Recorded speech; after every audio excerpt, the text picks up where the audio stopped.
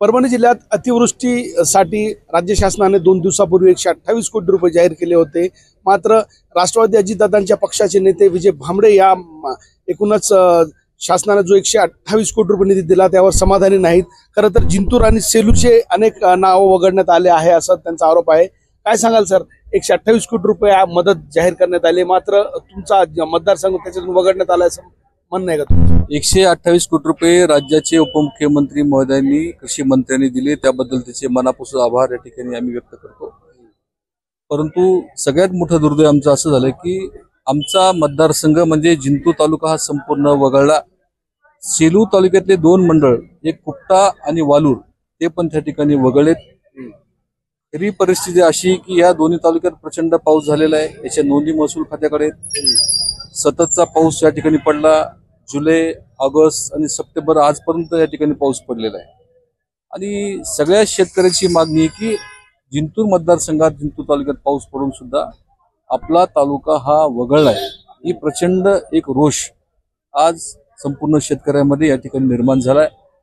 2 दिवसापासून सगळ्या शेतकऱ्याचे, कार्यकर्त्याचे मला फोन आले आणि आज आम्ही सगळे कार्यकर्ते मिळून या ठिकाणी कलेक्टर साहेबांना निवेदन दिलं आणि जिंतूर तालुका व सेलूचे 2 मंडळ आमची या ठिकाणी आपण समाविष्ट करावेत आणि भरीव मदत या ठिकाणी करावी। 128 कोटी मध्ये आमचं भागणार नाही, ते नुकसान जास्ती आहे आणि सरसगट शेतकऱ्याला मदत करावी अशी मागणी आज आम्ही कलेक्टर साहेबांकडे केली। 1-2 दिवसामध्ये सुद्धा आम्ही आदरणीय अजितदादा असतील, कृषी मंत्र्याला सुद्धा भेटून ही सगळी मागणी करून शेतकऱ्याला मदत करण्याचा प्रयत्न आम्ही या ठिकाणी करणार। भावडे साहेब, नेमकं कोण कमी पडलं? प्रशासन कमी पडलंय का शासन कमी पडलं एकूणच जिंतूर विधानसभेसाठी? ज्या मतदारसंघातले लोकप्रतिनिधी जनता निवडून देत असतील, ज्या जिल्ह्याचे पालकत्व ज्यांनी स्वीकारलेले, त्यांनी स्वतः हा विषय कॅबिनेट समोर मांडला पाहिजे। मदत व पुनर्वसन मंत्री असतील त्यांच्या समोर हा विषय मांडला पाहिजे, कृषी मंत्र्याकडे हा विषय मांडला पाहिजे आणि आपल्या जिल्ह्याला, सगळ्या शेतकऱ्याला कशी मदत करता येईल ही भूमिका त्या मतदारसंघाच्या आमदारांना घेतली पाहिजे। परंतु असं घडलेलं हे चित्र आपल्या जिल्ह्यात दिसत नाही। उलट राजेश विटेकर असतील, इकडे गुट्टे साहेब असतील, राहुल पाटील यांनी उलट जास्त प्रयत्न केले की त्यांनी या ठिकाणी पैसे मिळावेत। मध्यंतरी आम्ही सगळे कार्यकर्ते भरणे मामाला जाऊन भेटलो होतो की सगळ्या जिल्ह्याला मदत करावी। इथं खरं पाहिलं तर ज्यांना नेतृत्व दिलं ते कुठेतरी कमी पडले असं म्हणायला हरकत नाही। मग भांबळे साहेब, तसं पाहायला गेलं तर मग 128 कोटी मधून 65-64 कोटी रुपये त्या पाथरी विधानसभेला देण्यात आले। मग अजितदादांकडून दुजाभाव करण्यात आलाय का परभणी जिल्ह्यासाठी? काय झालं, दादांना सांगते वेळेस त्या मतदारसंघाच्या आमदारांनी त्यांच्या मतदारसंघात लक्ष दिलं किंवा आमच्या मतदारसंघात जास्त नुकसान झालं, मग आमच्या मतदारसंघातल्या लोकप्रतिनिधी तसं लक्ष द्यायला पाहिजे ना। मुख्यमंत्र्याकडं, उपमुख्यमंत्र्याकडं सांगायला पाहिजे, त्या मदत व पुनर्वसन मंत्र्याला जाऊन भेटायला पाहिजे, कृषी मंत्र्याला भेटायला पाहिजे, अधिकाऱ्याची बैठक घ्यायला पाहिजे, हे रिपोर्ट तुम्ही व्यवस्थित पाठवा। पालकमंत्री कमी पडले असं अमेरिकेला होते, त्या अतिवृष्टी झाली तेव्हा अमेरिकेतून पाहणी चालू होती अतिवृष्टी, असं नसतं। प्रशासनाचं असं म्हणणं आहे की जून, जुलै आणि ऑगस्ट मध्ये कमी पाऊस झाला जिंतूरमध्ये, सप्टेंबरमध्ये काही प्रमाणावर झाला, मात्र जून, जुलै, ऑगस्ट जो 128 कोटी जो आला, जी सगळी चुकीची माहिती आहे।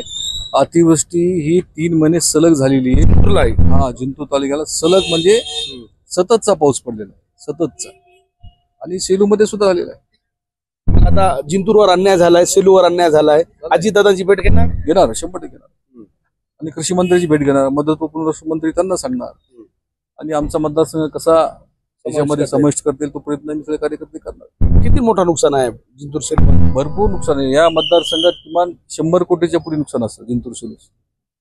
100 कोटीपेक्षा 150 हेक्टरवरती, 1.5 लाख हेक्टरवरती खरं तर नुकसान दाखवते, मात्र इतर जिल्ह्यांची तुलना पाहता 3.5-4 लाख नुकसान दाखवण्यात आलेलं आहे। प्रशासनाची पोहोचण्या व्यवस्थित झाली असं वाटतं? काही ठिकाणी झाले नाहीत पण काही ठिकाणी झाले। आता हे कलेक्टर साहेबांनी तपासलं पाहिजे, कुठं झाले नाहीत, कुठं नाही, महसूलचा अधिकारी गेला का नाही, तहसीलदार गेले का नाही, हे सगळं तपासलं पाहिजे त्यांनी। आता जास्त आहे असं वाटतं तुम्हाला? 100% जास्त। अजितदादांना भेटून खरी माहिती देणार। विजय भांबळे होते खरं तर पालकमंत्री, कुठंतरी कमी पडले निधी आणण्यासाठी शेजारचे जे 2 विधानसभा आहे, गंगाखेड आणि पाथरी, या दोघांना परभणी आणि जिंतूरपेक्षा जास्त निधी मिळाला आहे. त्यामुळं पालकमंत्री कमी पडले. मात्र याची उणीव भरून काढू आणि उपमुख्यमंत्री अजित पवार आणि कृषी मंत्री दत्ता भरणे यांना भेटून ऍक्च्युअल स्थितीचा जिंतूर, सेलू विधानसभा असेल किंवा परभणी असेल यांचा सविस्तर माहिती देणार आणि निधीसाठी प्रयत्न करणार असल्याचं माजी आमदार विजय भांबळे यांनी केलंय. कॅमेरा पर्सन सय्यद खिजरसह नझीर खान, TV9 मराठी, परभणी.